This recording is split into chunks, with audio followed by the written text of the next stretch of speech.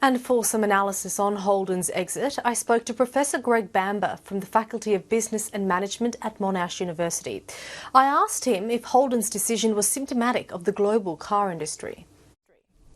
Well, the global car industry has overcapacity, and it has been moving some production from countries where it says labour costs and production costs more generally are high to countries where it says that production costs are lower, in particular in the Asian region.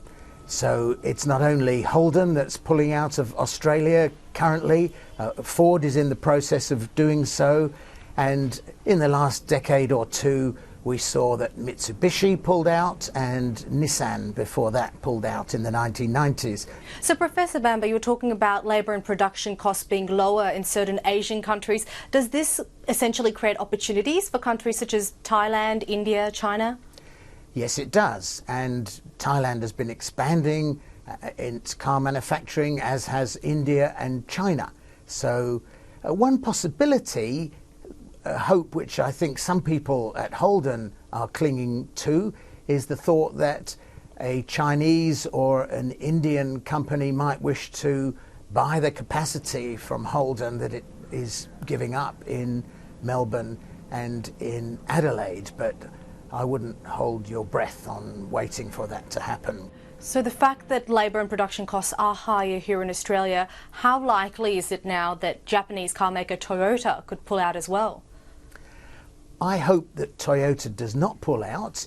It's important for Australia that it retains some capacity to build motor vehicles, because the car industry is an essential industry for a modern country to have, and also the supply chain into the car industry is huge. It's not only the few thousand jobs that would be associated directly with Toyota pulling out and with Holden and Ford also pulling out, but in the supply chain there are probably 50,000 jobs.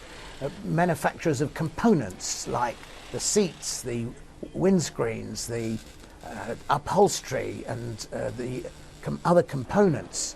And that industry is a cradle for innovation. Around the world we see innovation springing out of the car manufacturing industry. It would be a very, very sad day to see Australia having no car industry.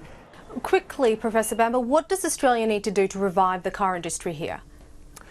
It needs to focus on developing niche products which are particularly suited and appropriate for the Australian context, but it also needs to export cars, because Australia is a relatively small market. There are only 23 million people in Australia, and it needs to do more of what Toyota has been doing, and that is exporting cars from this base in Australia.